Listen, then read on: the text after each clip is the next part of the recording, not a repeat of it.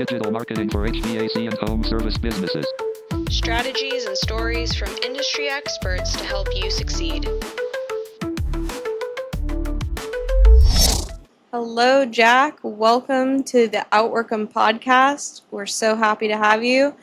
Today, we are going to have a conversation around a lot of different things, but Jack is the principal designer at OHPLC. And Jack, I will go ahead and let you explain what OHPLC means. Sure. Thank you for having me. Excited to be here. OHPLC is short for, or an acronym for Outdoor Homes, Pools, Landscapes, and Casitas. Nice. Awesome. So we do everything outside of the home, and we're actually moving into interior remodels, as well as we're starting to look at whether or not we want to be doing some home builds too. Awesome. Custom, of course. Yes. So earlier you were telling me that you've described design as something that you feel before you understand, and I'd like to know where that philosophy comes from and how it drives you. So I guess I think of it as something that I would think many people can relate to, right? Because oftentimes we feel things before we really comprehend them, and I extend that to our experience of spaces and the emotions that they elicit. I like to think of like mood or feelings as a material. Same as you would pick the flooring or what type of material your pergola is made out of, for example, because every material inherently has its own vibe, right? Totally. So, right, and Yeah. I think that's a really important part of design in general is creating and guiding the emotional experience as much as possible, as well as the visual. I completely agree with you. I definitely have major preferences on design materials when it comes to existing in different spaces. And Hmm. I really like plaster and clay and stone. And some people Hmm. are more like, their preference is more like wood or, Hmm. granite or quartz. And yeah, I love that you consider how someone feels going into space because, and I'm sure you've heard about this before, but have you heard about the study about the square rooms versus the round rooms and people's anxiety levels? No, I can't say that I have. That's interesting. Yeah, so they found that when people were in very modular or like right angle spaces that their anxiety tended to be higher than when they were in more curvy type of Hmm. structures. So, Interesting. yeah, I found that Now, quite interesting.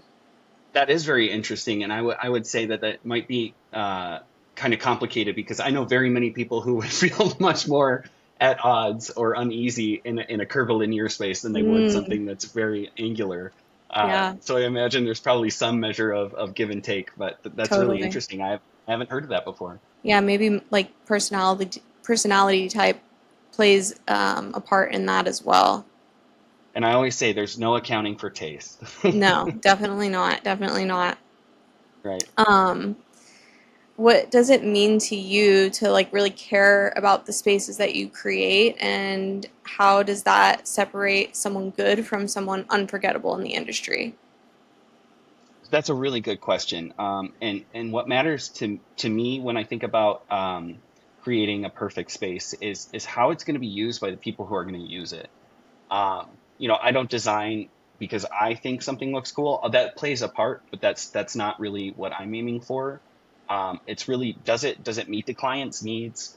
Does it fit their lifestyle? And is it affordable? And does it make sense? As much as possible, right? Things cost what they cost, but at the end of the day, am I hitting their objectives that they told me in explicitly, as well as what do I know about them and their lifestyle and how they want to use the space and live their life? Is it them, right? Yeah, that's I so think important. Yeah, I agree. I agree. And that is the difference between, okay, here's a design that's cool or it's good or it works versus here's your design. Yeah, and that's already going above and beyond for what, a lot of people are offering out there. And I know you guys are very custom. Um, you said that you wanted to be the best or one of the best who's ever done this. And what does that look like to you? And what are the things other than, considering the person's lifestyle, obviously, that like set you apart? What are you doing that most people aren't in this industry? That's another great question. So, and I would answer by saying simply, being the best to me equates to helping people enjoy their homes the way they want to.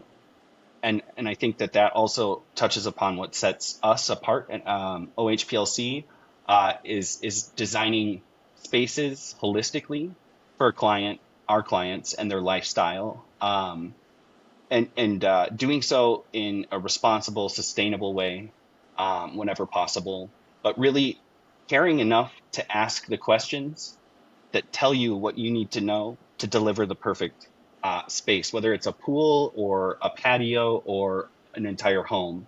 Um, you know, we don't know what someone needs or what's best for them unless we care enough to ask and get to know who it is we're working for.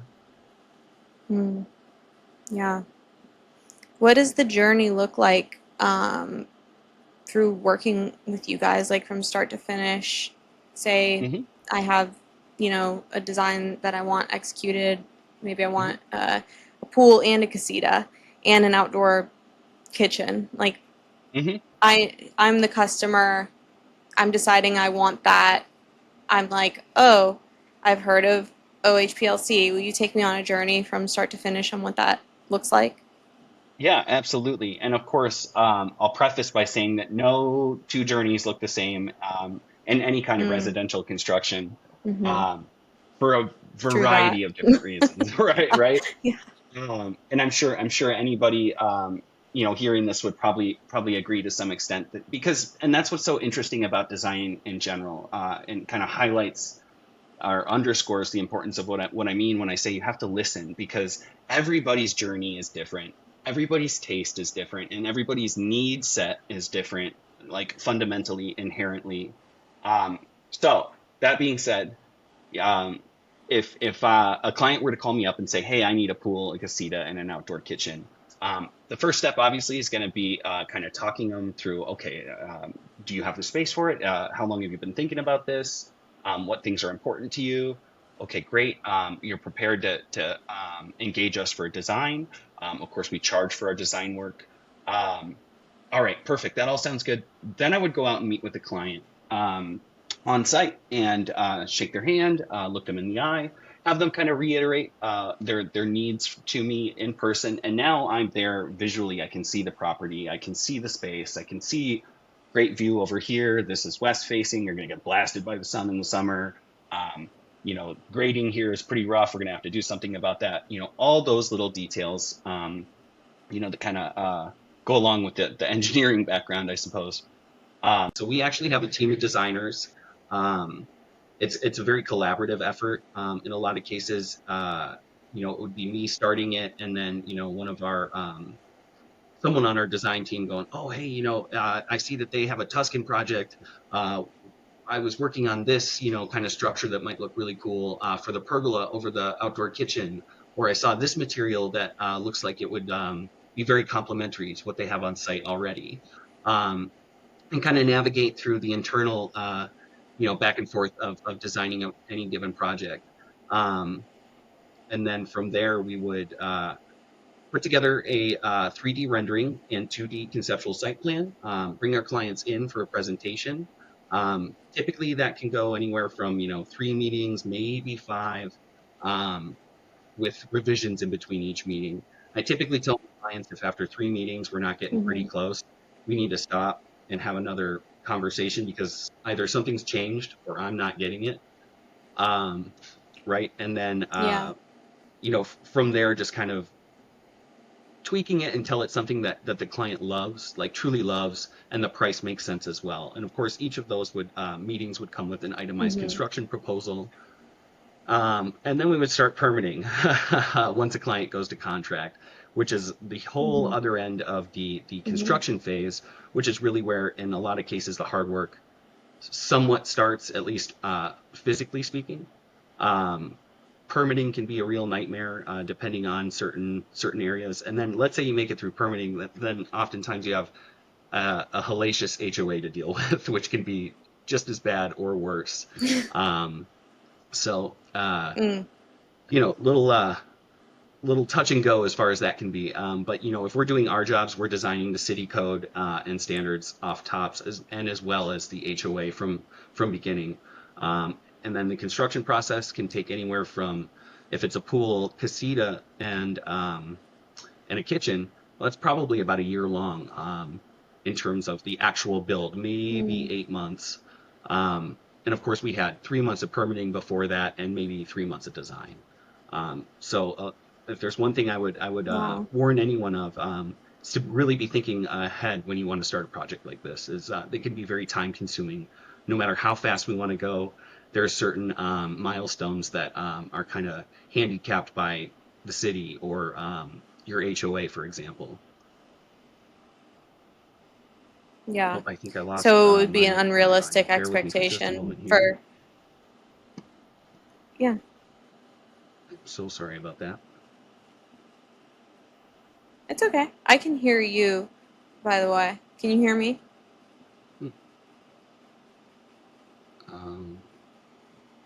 Hopefully it's not going to echo too bad. Give me just 1 second.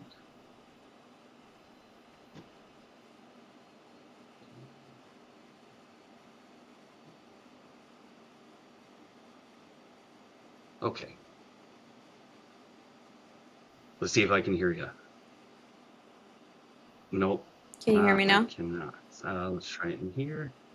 It might have reconnected to. There we go. Can you Still hear me now? nothing.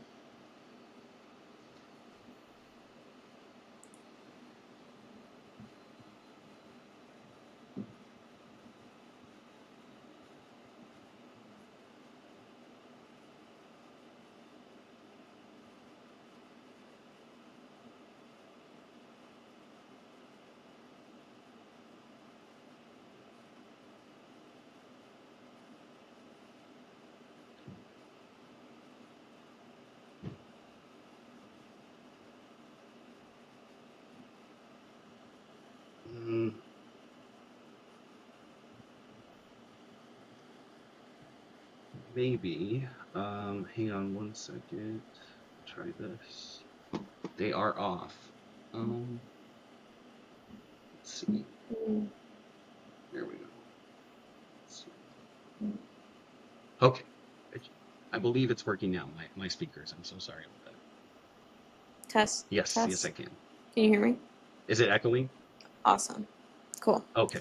Oh, okay. No, it's good. Yeah. Okay, we're back. I'm so sorry. We're back. So I was just saying that it would probably be an unrealistic expectation for someone to be, during the winter time being like, oh, I'd really like to have my backyard, my pool finished for this upcoming summer, and contact you guys in December for having it rocking and rolling by It's May. possible if it was just a pool and there was no casita, because a Mm-hmm. casita, any residential structure is typically what'll add a lot of time. Now, pools are not insignificant, but Mm-hmm. December is Okay. about the time you would want to be hopefully already completing a design. In a perfect world, but to your Yeah. point, yeah, it's I wouldn't say Mm-hmm. it's the best route for success to be in that position if you're just starting to think about it in December or January. Right. Can you tell me how you got to OHPLC and take me on a journey from your earlier days to now and the pivotal moments that Mhm. you've experienced along the way that have shaped you into Sure. your business today? I'll start by saying that I've more or less been in or around construction my whole life. Um, I grew up like around drywalling and painting and framing, and so just a hammer and nails and all that jazz was always very familiar to me. Um, I Mm. worked for a number of years. I started framing houses when I was 18. Did that for a couple of years and went to college. Graduated. I studied English of all things, which I can write a mean email these days, but aside from aside from that, it's not serving me on the day to day. But I followed the old adage of what they say: do what you love, do what you're passionate about, not what's going to get you a job. But I did Mm. it anyway, Yeah. and I got out of college, and I'm like, oh gosh, I can't find a job. What the heck? Like this isn't what I was promised. And so before you know it, I ended up back in construction pretty quickly, and this was in Portland. And for a number of years, I worked for a door and window repair company. We also did some minor installations, a lot of commercial repairs, high-rise construction, um, adult chutes and ladders, that sort of thing, um, on scaffold and whatnot. But Mm-hmm. when I moved here to the Valley, a friend of mine, this was about 8 years ago, almost nine, uh, told me he wanted to bring me on and work for him for his landscape construction company. And I was like, in the desert? Like, are you crazy? Like, there's no way. Like, first of all, you don't do landscaping here. It's a desert. Come on. Like, what are you talking about? Um, and I don't know anything about it. And he's like, well, construction, and I believe you can sell. So come on, come work for me. And I was like, no way, dude, no way. But then COVID happened.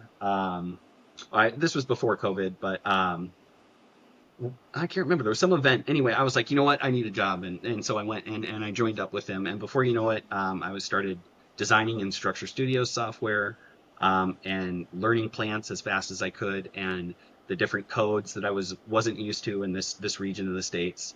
Um, and it was going pretty well. And then COVID happened, and we slowed down a little bit at the end, which left me kind of like, oh gosh, I'm in trouble. So I went looking for a job separately, as much as I appreciated his mentorship, and it was an amicable split. Um, and I started working for another high-end contractor here in the Valley, where I ended up being senior designer for a period of time. Not a very um, a company with a lack of integrity is what I'll say. It became apparent, and Mm. I didn't really appreciate some of the decisions that ownership made or the way they handled their clients, um, who were just regular people who were Mm-hmm. trusting this company with their money, to deliver on some projects that they were promised, and I didn't see that happening as much as probably should have been happening, and I got worried for my integrity Mm-hmm. and my reputation. So I decided to leave there. Yeah, right. As Totally. I Yeah. think many or most people probably would. Um, and I went to work for Mm-hmm. probably the largest, most well-known custom pool builder in the Valley. And I loved it. I was senior designer there. And I would have stayed there forever if I could have. Unfortunately, they ended up folding last summer amid some controversy and as very surprisingly, um, and let all of us go one day out of the blue. And the things that surfaced afterwards were kind of unfortunate, um, but that I think affected all of us pretty dramatically, and it left me spinning for a little bit. I was like, oh my gosh, is there anybody in this industry that is who they say they are and does the right thing? Um, so with that in mind, I was like, gosh, I'm really tired of letting other people have kind of my destiny and my well-being in their hands. um, so I thought about getting my Yeah. license, but I wasn't sure, and I had no money. I just gotten laid off very very unexpectedly, with mortgage payments to make and everything. So I started working with a couple different Mm-hmm. local contractors, freelancing, and got to the point where I was in a position to start a company if I wanted, and I did. So I ran my own design and build firm there, and things were starting to go very, very well. And unfortunately, my business partner and I had a falling out. And boy, I tell you what, at that point I was like, oh my gosh, this just keeps happening. The wheels keep falling off the bus. I don't know if this is for me, but it's the love of the projects and the finished product, and happy clients that has really kept me in it and what I'm passionate about.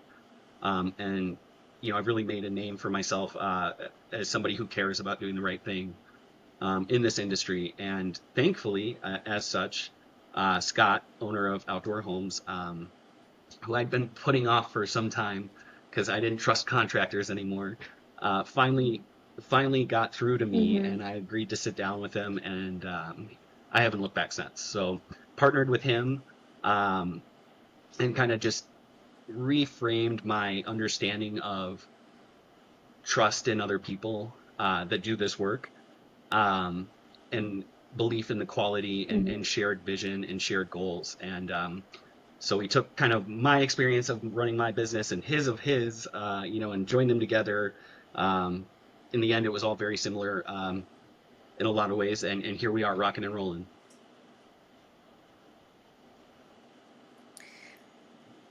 That's amazing, and yeah, it just speaks to the development of your craft, and then also the journey of entrepreneurship. It's like people see the finished product, but they don't always see all of the blood, sweat, Oh and my tears that gosh. it took to get there, and all of the headaches, and all of the times where you're just like, oh my gosh, are you kidding me? Like another one and another one. Like I just keep taking Yep. these blows, and you just got to stay resilient and persistent. And I would love to hear like what allowed you to trust again going into another partnership after coming out of an unsavory one, and what made it feel right with That is a really OHPLC. good question, and that's on some like real intangible stuff that I think a lot of people don't have enough conversations Mm-hmm. about, that we don't openly speak on a lot of times in life. And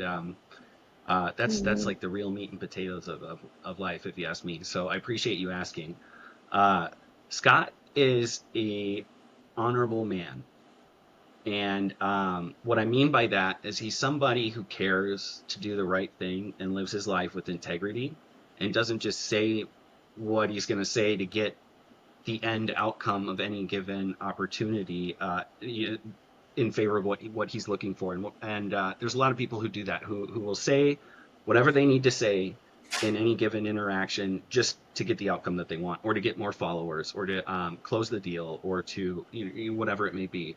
Um, and I really appreciated that, because sometimes it was like, stuff you don't want to hear, like, but that's not positive, but it's Yeah. real. Yeah.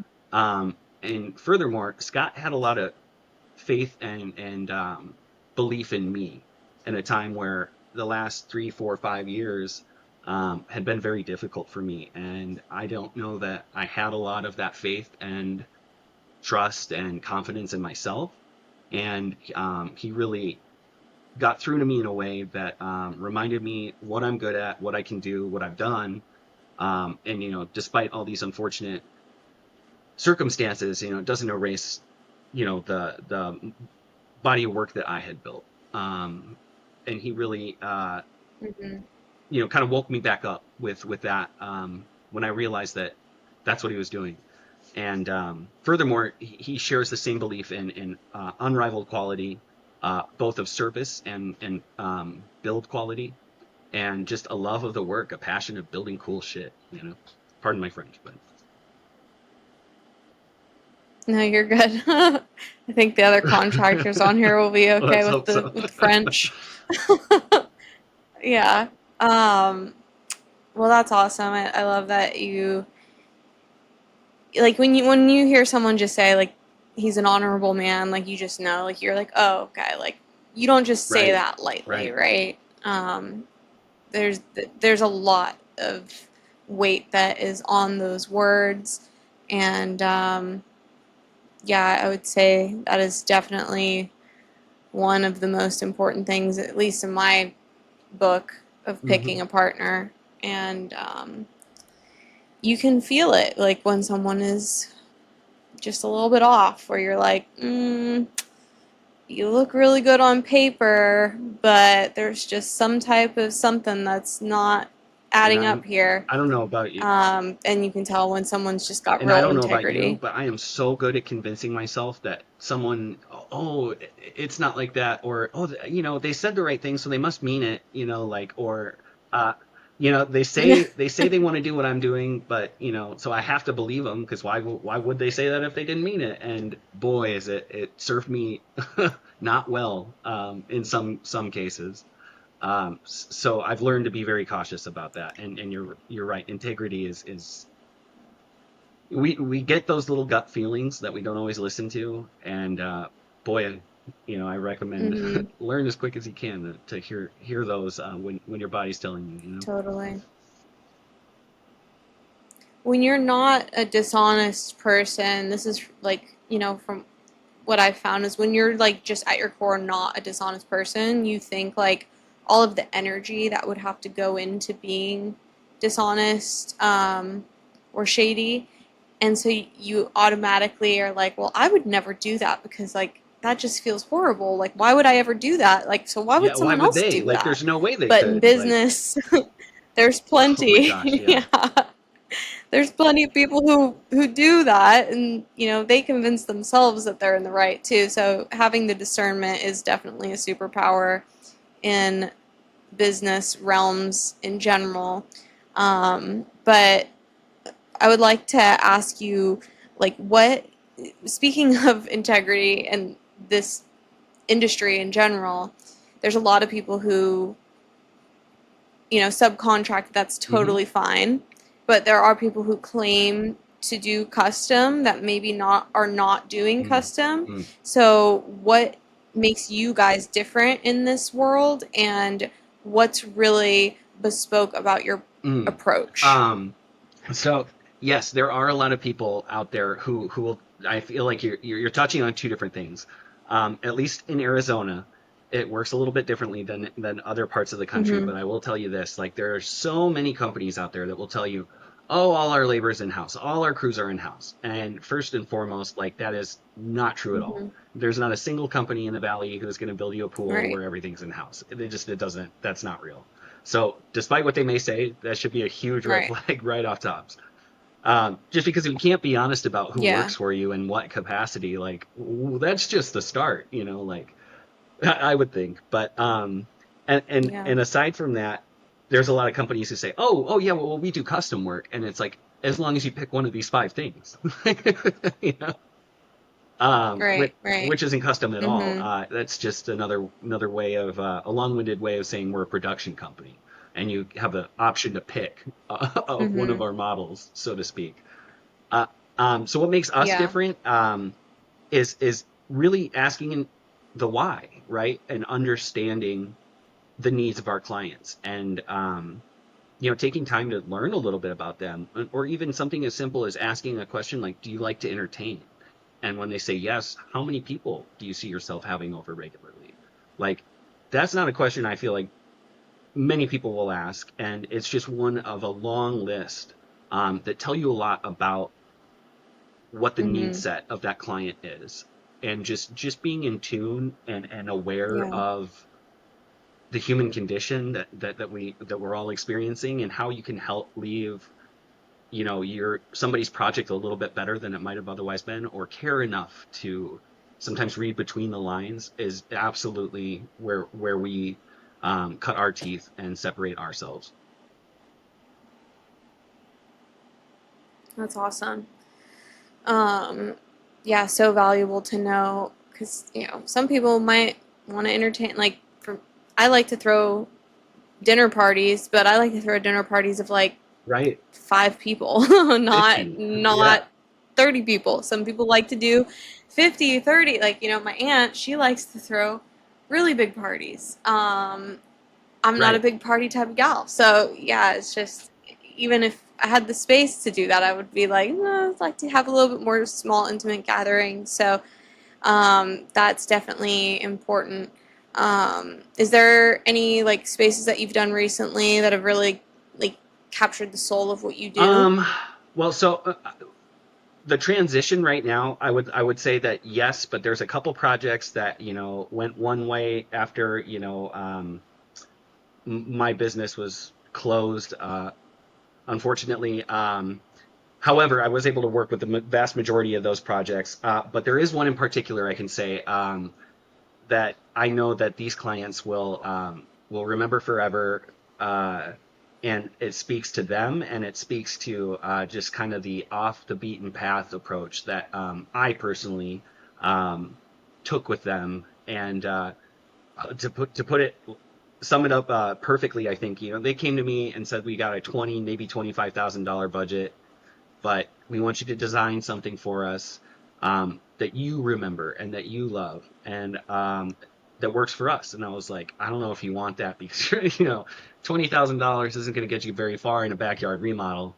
And I'm like, I'll do what I Right. can. I put together something that they love so much they ended up taking out a loan to spend $250,000 to get. So and I mean they Oh, loved it wow. that much. It spoke to them that much. Yeah, that's a Yeah, for major sure. budget Uh, increase. and Major budget now they're increase. at the point where they're like, we want to have our wedding reception here. We'll own this home forever now. Like Aw, that is we didn't even know we wanted that, and that's what we want. Um, and it was wow. just understanding the Wow. clients and hearing the little things they say about, oh, I like to take my coffee out on the patio in the morning or whatever it may be. Like these are all little tells, or, I work late, or which tells you, oh, okay, they need good path lighting. You know what I mean? Like all those little Mhm. micro things Mhm. that add up Totally. together. And yeah, that was a unique project and very wild material choices too that I don't think you would typically see. And it's just so perfect for that couple and for their home and for them. That's beautiful. Yeah, it seems like you definitely have a lot of attention to detail there, and that you're um, creatively practical as well. And that's really important for people's homes, especially. And yeah, where does that like design inspiration come from for you? Because it sounds like you're driven by both Hmm. aesthetics and function, but is there something else that like drives you? Yeah, like where does this inspiration come It from gets for harder and design? harder to draw from, I suppose. And what I mean by that is like I think probably where this started was I have a really hard time designing the same thing twice, and putting the same thing in a project, more than Mm-hmm. one project, feels like a disservice to the original project, and it feels like cheating.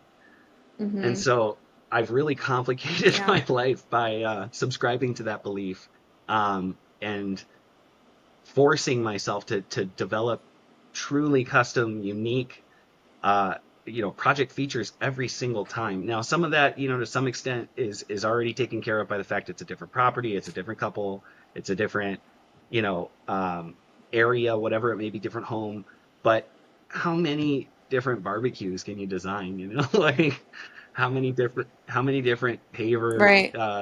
layouts, or how many different pergolas are there really? Um, and while the answer is probably more than I think a lot of people think, it is not infinite, I don't think, in a practical way. So the inspiration, I guess, is really Mm-hmm. just from a desire to never do the same thing twice. Yeah, that's awesome. I can relate to that. I think So that's you suffer with it too. very yeah, I do. Right. Yeah, definitely. For sure.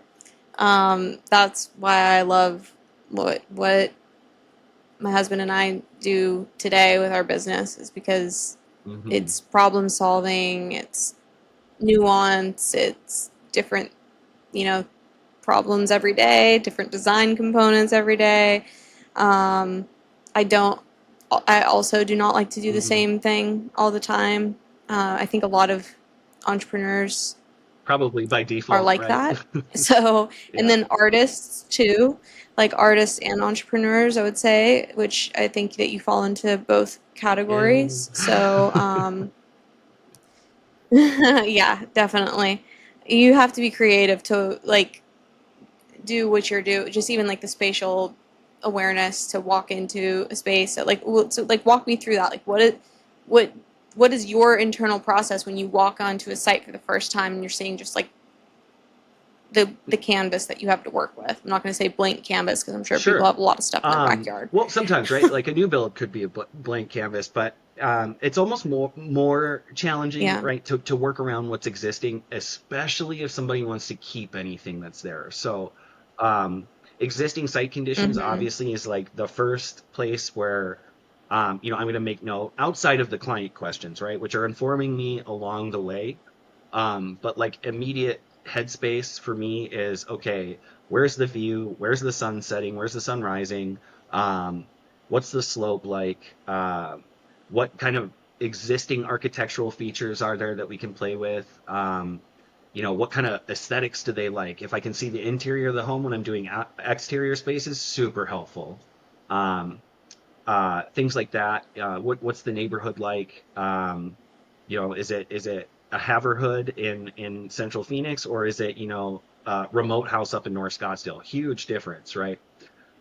Um, so things like Mm-hmm. that, and then you know, I would say the next part comes to construction mindset, right? Okay, so how are we getting in there? How are we bringing materials there? Like just because I walked back into this backyard doesn't mean that we can do that with a truckload of pavers, right? Or or the hoses to shoot some Mm-hmm. shotcrete. You know what I mean? So um, that starts coming into Yeah. play too. And you're processing all this and going, oh gosh, maybe access isn't so great here, without trying to panic the customer and being like, well, it's going to be a little bit more than you might think because of this or that. And just doing your best to kind of retain all that, right? So you're getting all these different points of information, whether visually or from the client. uh, and then how do you remember that 6 months later when you're just finishing up the design? Like uh, it's it's a lot of gymnastics, right? And I think having a good memory is almost necessary. Mm-hmm. Totally. Um, so you said Mhm. Scottsdale, Phoenix. You're in the Mhm. Arizona greater area, and how north do you go? Like what are your cutoff Mhm. perimeters or parameters for Mhm. where you guys operate? And then also, I would love to know, where are you guys hitting Mhm. your leads? Because you work with Mhm. really like high end clients in Arizona, so I'd love to hear a little bit more about your marketing strategy, where you're getting Yeah. leads, what channels. So our service area, the cutoff point, I haven't found it yet. I was actually just up in Sedona last Friday Okay. meeting with a client, or potential client. Oh, great. Um, and I Yeah. personally, if somebody called from California or anywhere in the world and said, "Hey, I'm interested. I have this space. I want you to design it." From a design standpoint, much easier. If they want the build too, I would still do it. I'm not sure how, but we would figure it out. Um, but so Mm-hmm. really anywhere. Although within reason, if somebody was like, "Hey, I got 100 square feet of pavers I want installed in Alaska," I might be like, "Well, let me do some research for you and find out who's really good in Alaska." But Right. Right. anything a little bit larger than that, I think I would still take on. But in fact, I'm fascinated with the idea of doing some projects out of state. As an opportunity I would love to do, and just some different biospheres would be really cool. Um, and I'm Mm-hmm. hoping that that opportunity Mm-hmm. is around the corner one of these days. Um, and then as far as marketing or lead gen, um, I would have laughed at you if you would have told me this 5 years ago. But almost exclusively, short of existing client referrals, all of the leads for pretty much every construction company in the valley that I'm in touch with and have worked with, Instagram and Facebook. House is Wow. kind of a bad deal these days. I think most people would agree to that in this industry. Um, What did House, you say that is a bad deal? yeah, with two Z's. House. I'm not familiar. Really? No, I've not heard of that. Oh, they were like the No. premier contractor lead gen about 5 years ago, really pre-COVID. Yeah. Wow. And they've kind of fallen off the Wow. map, and they are pricey, right? It's like a $2,000 plus a month subscription to maybe get these like Wow. crappy leads. Um, Angie's List, Dang. they're obnoxious. They'll call you over and over and over and over and give you terrible leads and make you pay for them. Yeah. Um, Outside of that, there's probably some others that I'm blanking on at the moment. Tons of online platforms, but hands down, far and away, the most effective, and I think unanimously across the valley, people would agree is Instagram, Facebook, the whole Meta platform. Unless, of course, you can't argue Wow. with good client referrals.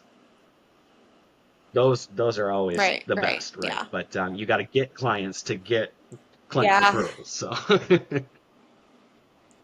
Referrals are definitely yep, like the best always, but it is also equally as cool when you meet someone that you've never met before who found you on Facebook or Instagram and they want to work with you just from showcasing your work, especially, you know, if you haven't even put that much out there. Like, that's even cooler because you're like, wow, like, I know you've been on a, social media journey lately as well, and we just started putting ourselves out there in the last hmm year and a half, really, for our businesses. Like, we kind of always used social media as just personal and keeping up with friends, keeping up with family, so on and so forth. But yeah, it's a super powerful tool for business, and especially business of your nature, because you get to showcase your work in the totally. And process. we work in an industry where like a picture says 1,000 words, right? And so what better way to do it than, Right. hey, here's a bunch of pictures, plus you get to hear, and if we're doing it right, a little bit of behind the scenes, or the human element, whether Yeah. talking to camera or whatever it may be.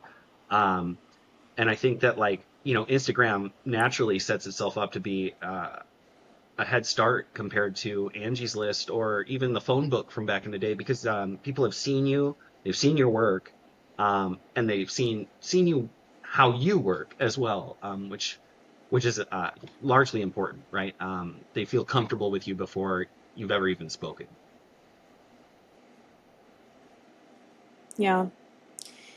How do you differentiate yourself from your competitors that might have lower prices than you, because you guys are like a higher ticket clientele offering with being so custom and have so much attention to detail? How do you counter that when someone comes in and is like, oh well, so and so said they would do it for Yep. half the And price? that's probably a very common objection, probably the most common. And every single time I would caution Mm-hmm. any client who says that to me, first of all, make sure you're comparing apples to apples, right? Because our attention to Right. detail Yeah. is so critical and foundationally, you know, uh, uh, directive in the way that we operate. We really thought about your project. So your proposal is what it's going to be, and we're fair, and we don't have a ton of Mm-hmm. overhead. So pound for pound, dollar for dollar, although the work that we're performing looks, very, and it is very high end, very custom, top tier in terms of quality, we're not that much more expensive. Um, Unfortunately, because some of us are probably willing to work Yeah. for a little bit less than I think a lot of other people are, or work longer hours, or just care a little bit more. Mm-hmm. Um, but dollar for dollar, Right. apples to apples, we're pretty competitive price wise. So when someone said they could do it for half as much, I'm going, that's not what's going to happen. And I promise you, that's the case. And I mentioned earlier that, contractors might say everybody's in-house in the Valley or whatever. That's never the case.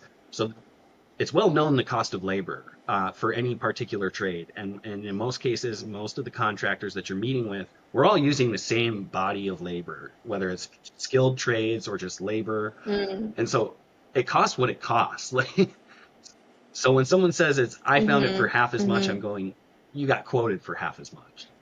or somebody's trying to do the old Cali sell and get Right. you low and then change order you along the way. Right. Yeah. Yeah. Increase Oh, your shucks, turns out we price. need whatever, we need to put some drainage in there. I didn't how could I have known? Like, you knew. Right. Mm-hmm. So, Mm-hmm. Mm-hmm. How do you weed out the people who are really mm, serious versus people who might just hmm be price shopping? Do you have any questions that you ask that sure. are tells for that? So by default, our model and charging for design work inherently takes care of a lot of that. So if somebody's not interested in investing in a design, Mm-hmm. well, then they're probably not too serious about their Mm-hmm. project. And if price is an objection for Yeah. their Yeah. design, I like to remind people, look, it's less than 1% of your project total most of the time, and the vision and opportunity to Yeah. really refine and make sure you love what you're getting, if that's not worth less than 1% of the project cost, then I don't think you really care about your project, right? Like, um, and furthermore, anybody who expects anybody to do something for free probably isn't our ideal client to Mm-hmm. begin with, right?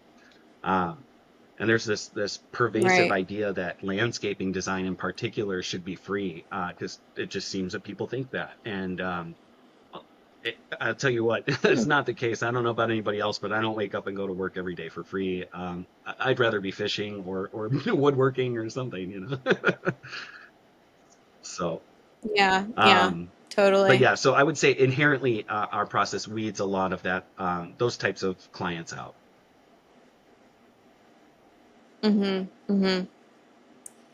When you transitioned from working within other firms to like having your own team, what are some of the operational challenges that you faced during the process and how have you overcome them? So for me, unfortunately, carrying a lot means the desire to do everything yourself, because I don't want to impose on anybody else Mm-hmm. and put them out in some perceived way.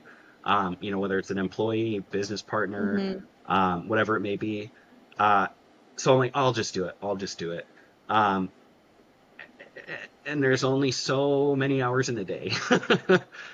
So operationally, I found Mm-hmm. myself immediately out of the gate just spread too thin, because not that I didn't trust the people I was working with to do it right, but just being a boss and being a friend are two different things.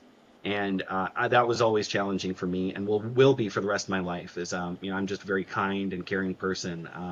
So it's telling someone like to get on it or to do this or that when I know I'm capable just is very difficult. And I've gotten much better at it. I had to learn the hard way, but spreading myself too thin, not delegating appropriately, Mm-hmm. um, and then just making sure that hires that you make and the people you keep around you are truly trustworthy. Um, and also, I would add getting everything in writing, always, all the time. Totally. Yeah. Yeah, definitely. That's one to learn the hard way Yeah, for for sure, getting sure. And if everything you in don't, it'll writing. bite you every time you don't. Yeah, my husband and I call it hmm paying the And dummy it just leaves no tax. room for debate and no room for question later Um, on. Like, everybody's clear, nobody gets upset because everybody's yeah, clear. Yeah. yeah, yeah. This is kind of like off the cuff, but it reminded me of something that I hear often. It says, hire slow and Mm. fire fast. What's your Um, hot take on that's that? accurate. I suck at firing. Mm-hmm. And all the times in my entire life I've been in a position, I'm like, oh man, but they have family, or they have like, they got bills to pay too. Like, Mm-hmm. who am I to like?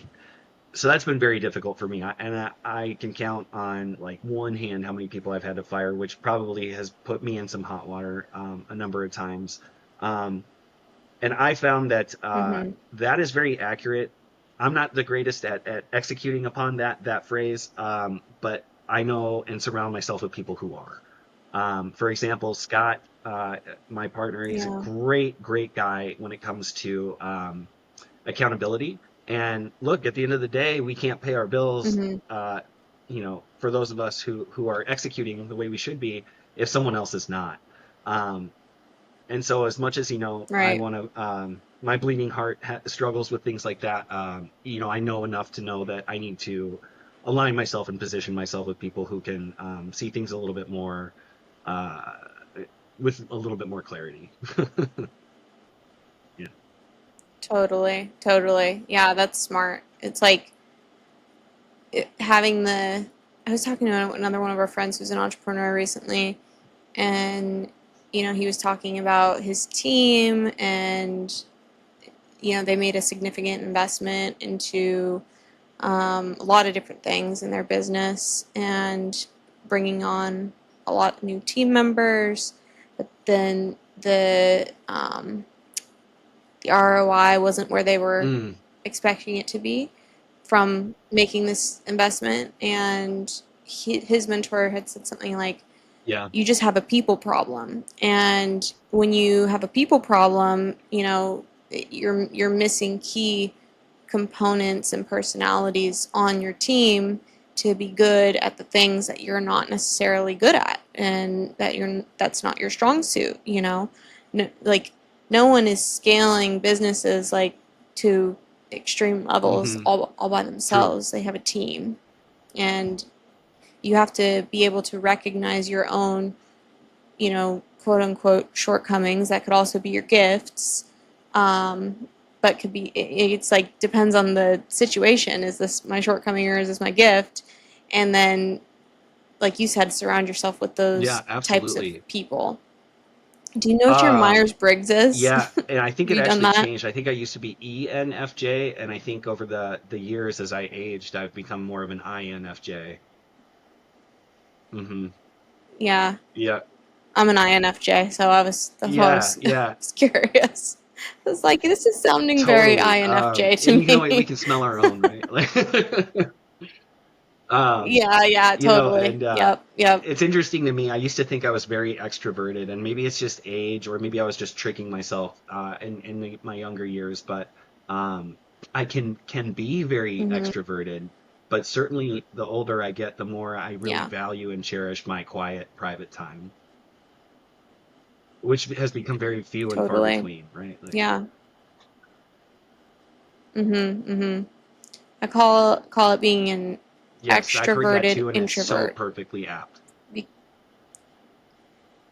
It really is, because like if I'm really honest with myself, like when am I recharging? It's not when I'm around a bunch of people. It's when I'm around my husband and he's not Yeah. even talking to me. He's just in the room and he's doing his own thing and I'm doing my own thing, and it's like that's when I'm recharging. Like when I'm around my like people that I can just do nothing around and we can all be in our own little bubble, that's the recharge vibe. But when I'm going out, I can be very extroverted, which is a Hmm. good thing, Hmm. especially in business, right?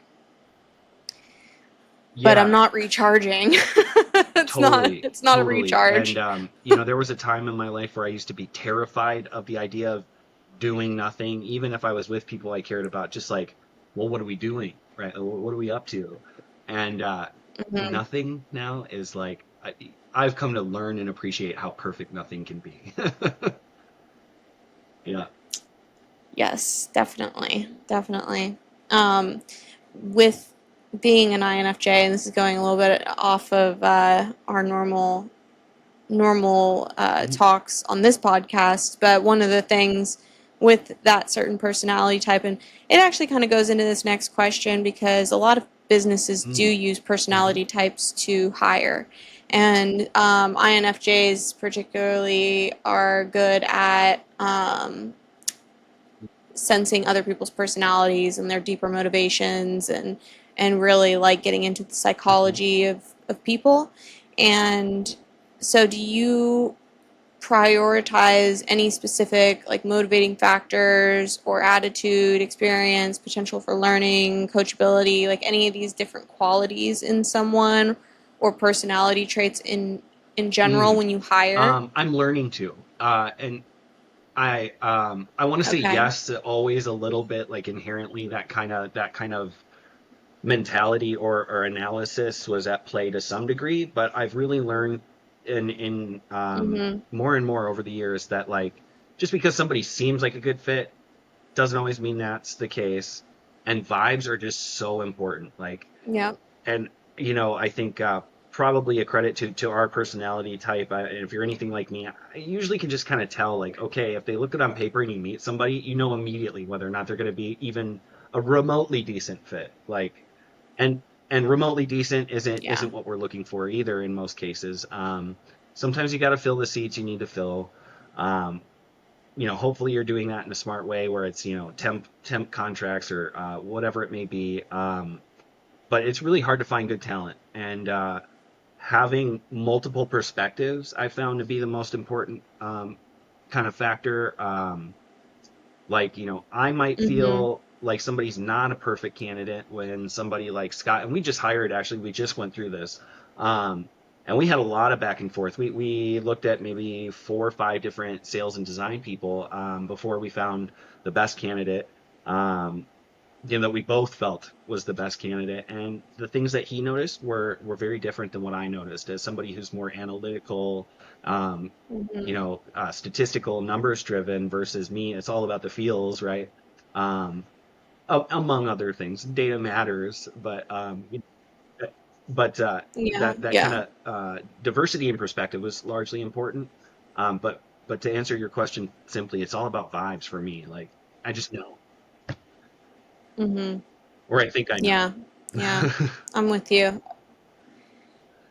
I, I, yeah, I definitely know when, Right, right, well, most of the time. I'm not gonna say I have right. 100% accuracy, but um, like I can usually tell within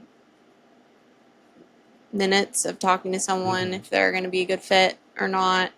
I try not to judge, and I do the whole thing of like, don't be judgmental, and like, give benefit of the doubt, and like kind of talk myself out of the Hmm. vibe, like we were talking about earlier. Um, so I can definitely do that, but like initially, I've been able to talk or overhear conversations like with my husband, with you know either people that we're hiring or clients potentially, and I'll be like, there's something going on there. Hmm. Like I can hear it in people's voice very acutely. But is there any are there any trends going on right now in the outdoor living space that other contractors should be aware of, or anything that is Mm. like specific to Arizona in So particular? Arizona's kind of unique, and I'm not sure how other areas have been affected or not affected over the last couple of years, but Arizona has, as particularly the Valley, has its own economy, right? There's a lot of affluence in this town, and Mm-hmm. then naturally wherever that is and the economy is doing well, there comes the building and all the moving of more people in, and then everything associated with it. So while it's kind of isolated and protected in a lot of ways, Mm-hmm. the last couple of years have been a very, very hard slowdown. And there's not a single Mm-hmm. company or industry worker, uh, service industry wide, I would think, who wouldn't agree that since COVID, things have kind of like grinded almost to a halt in a lot of ways. So, with that being said, this recent tariff stuff really just complicated things even more. So a lot of companies have folded, Mm-hmm. and so the trend right now is, if you're a worker in the industry or somebody who's looking to start a company, or maybe you already are operating one, hang in there if you can, because like all things, it's a rubber Mm-hmm. band, right? It'll snap back. When when I don't know, Yep. but Yep. just keep grinding it out. Take the little wins that you can right now. Materials are going to keep getting more expensive. Like, that's never going to change. So just get over it. Like, Yeah. um, and just be prepared instead of Yep. complaining about it. Perhaps not that anybody is, but a better way of looking at it. What I try to challenge myself with is, okay, well, how do I get better at selling it then, right? And how do I better prepare clients for Mm-hmm. the Mm-hmm. understanding of the cost associated with things, right? Um, because it's just a different market than it Yep. was.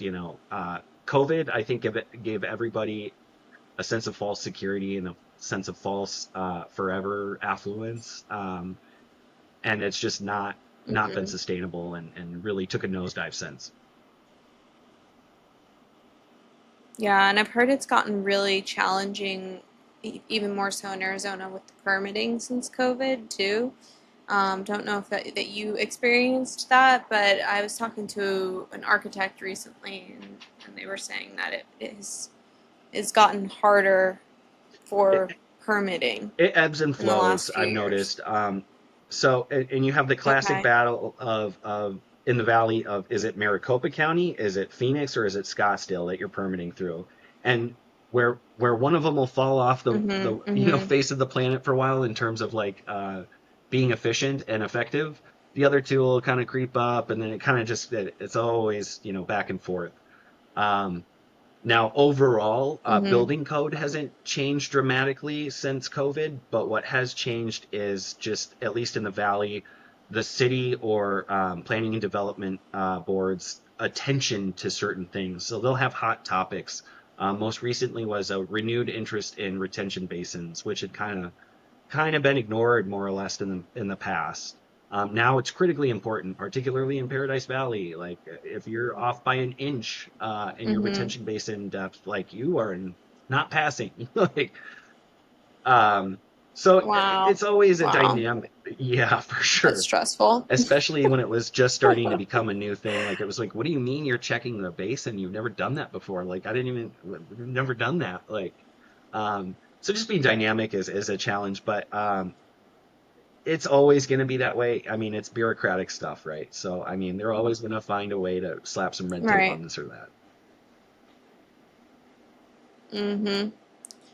How do you guys hire for skill level? Because I know that this is something that in the trades is just like the forever Hmm. issue, Yeah, that is very really. difficult.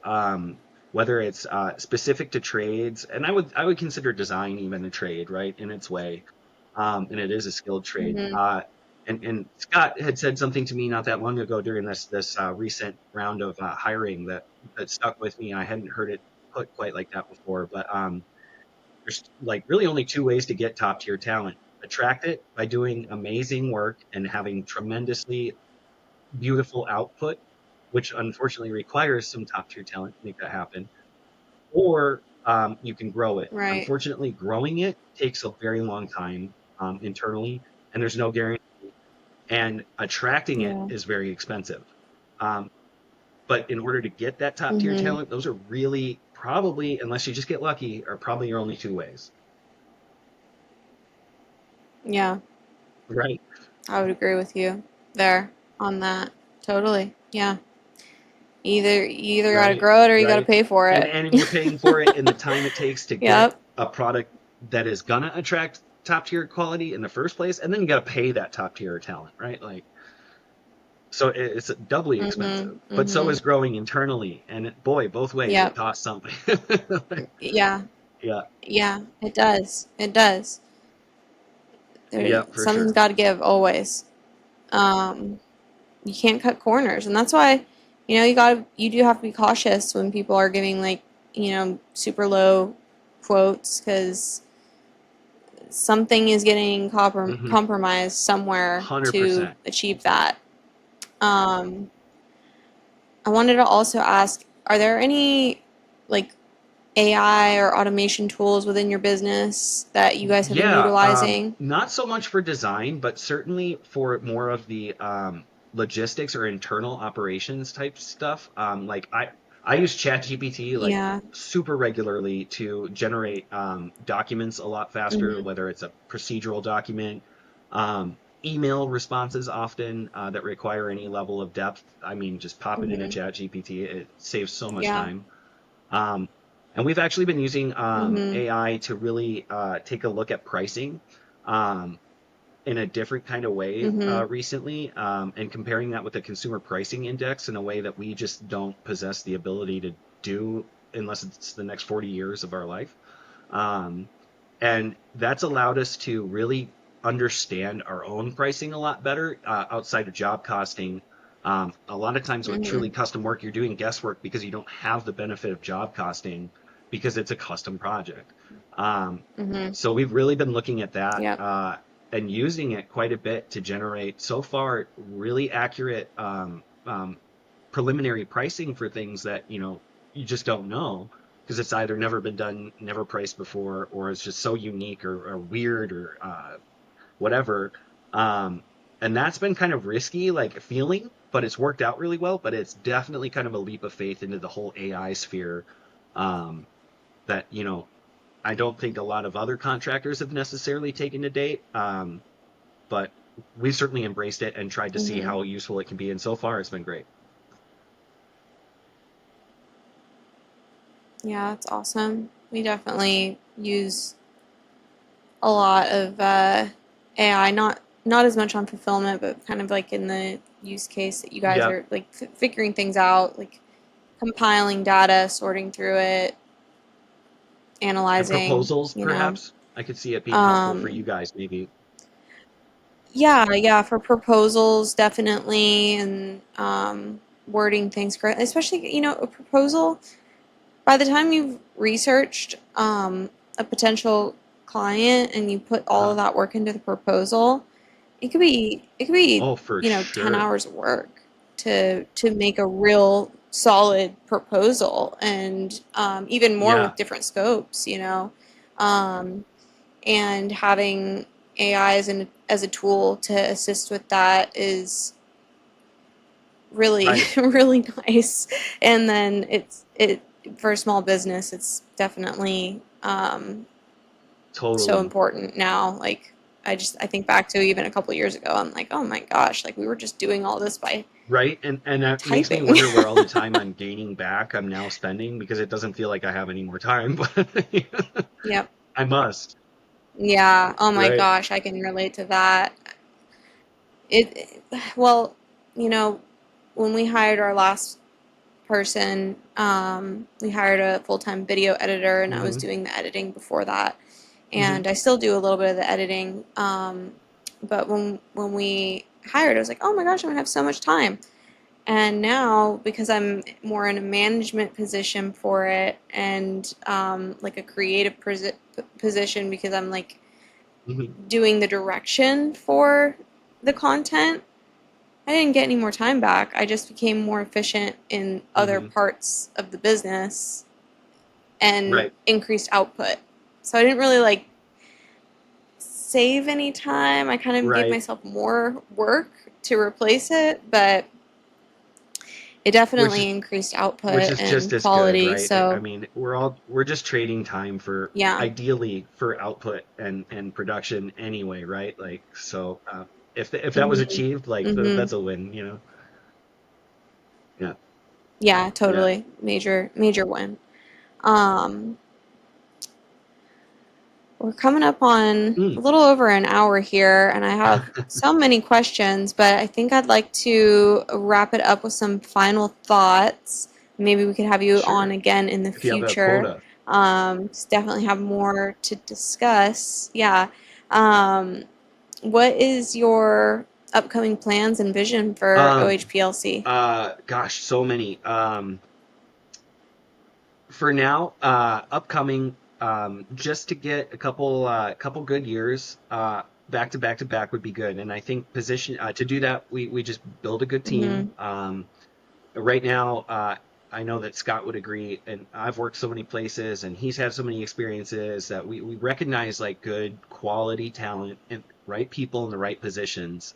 Um, and with a couple of these hires that we're making now and imminently in the future, I think we're really positioned to be in a really good spot uniquely with a young team, um, who has a little bit different vision, I think, than some of the more traditional construction companies. And so our vision right now is Mm-hmm. just to kick ass and try to do things a little bit differently and approach the entire industry from a collaborative standpoint, where we're not looking at everybody as competitors. We're looking at everybody as potential teammates and friends and allies, Mm-hmm. and just doing our part to Mm-hmm. build cool shit and change the industry a little bit while we do it. I love that. I love a little bit of disruption in the home Me too. I'm service about it. industries, and yeah, and the newer perspectives and the different like Mm-hmm. materials to be used, different design concepts to be used. I think it's going to continuously be more sought after. And so that's cool that you guys are on the cutting edge of that, bringing in the younger team, but also keeping the people with the experience, especially for the business portions and everything. And just like you can't fake or teach life experience, like going through all of the hurdles and the Yeah, lessons and like you just have to go through it for to sure. gain that And insight. if anybody's anything like me, unfortunately, I could have been told or warned about any of the things that I've been through that were less than ideal, and I probably still would have done them anyway. Mhm. Right? Yeah, totally. Yeah. Yeah. Definitely the same there. Um, if for any other contractors who might be tuning in, what would be the key piece of advice that you would offer to them for building a Hmm. premium service-based business? You absolutely must do it for the love of the work. Um, if you're just, Mm-hmm. looking to contract to make a couple bucks, like, well, it's going to slow down and you're going to hate it. Or, if you're just doing it for any reason other than really loving and being passionate about helping people truly from a service standpoint and or building or fixing or whatever it may be, cool stuff, then, it's going to be very difficult. You have to love it. You have to be passionate about it because it sucks sometimes. um, but I always say, if you really love it, then it doesn't feel like work unless something's not working. Um, so that would be a piece Mm-hmm. of insight that I would share. Another would be to say it again, get everything in writing all the time. Um, Always. Don't do anything without writing, whether it's with a client, with employees, with Mm-hmm. business partners. Just get it in writing. And as much as it seems like it might be an inconvenience or it might come across as mistrustful or cynical, like there's no better thing you can do because it eliminates even the opportunity for all that stuff because everybody's clear and everybody's on the same page. And so when it comes time to pay the bill or whatever it may be, everybody already knows what's up. Like there's no room for debate. Like, and it just Yeah. going to be so much better because when it's not the case, there are many people out there who will take advantage, and you'll really wish that you would have been a little more careful and thoughtful about it. At, le- at least I am. Totally. No, I feel you there, and it's like it's one of the oldest Right, rules in the book too. right, But we have to go through the right. experience of it before we listen. Like that's what I'm saying. Like you can't like replace experience because everyone told you from how long has that phrase been going on, right? Like how long have you been listening Right. to someone say, always get it in writing? Like I can like track that back to Totally. like my earliest memories of just It's a hearing it core on memory TV for even. sure. Get it in writing, get it in writing. Yeah, yeah. And then you just don't and you're like, oh, this is why they say Right. So get true. it in writing. That being said, sometimes I still don't I'm get things guilty in of it still writing. too. And I, But I have to catch myself being um like, okay, like, yeah. hold on, let's revisit that. Like, can we just sign this real quick or just get a quick little memo made up just so we're clear so we know what the deliverables are or whatever it may be. Totally. Yeah. And it Hmm. helps with the deliverables aspect too. It keeps people on track. It keeps the integrity of the situation on both ends for both parties. So it's actually a really good thing. Do you have any final thoughts or insights for our audience of not only other home service business owners, but maybe people who are getting into home services or want to get into the trades? And then we also have people who are viewing who are looking for Hmm. providers. So if you have any like Hmm. last thoughts for them, where to find you, Yeah, sure. anything like that. Um, so I guess I'll start by saying, you can check us out, or you can take a look at some of my design work. I've been awarded, gosh, I don't know, 4, 5, 6 years here in a row in Arizona for design work and execution. I love what I do, so I've worked on some really, really cool projects, at least I think, um, and many more to come.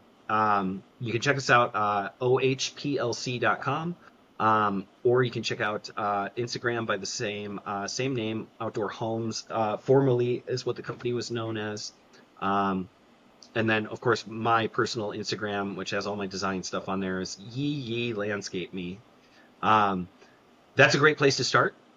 Um, Other recommendations, as far as looking to contract or being interested in it, whether professionally or as a homeowner. All I can say is work with people who love what they do, um, and you'll know when someone doesn't, and it makes all the world of difference in your project or your career.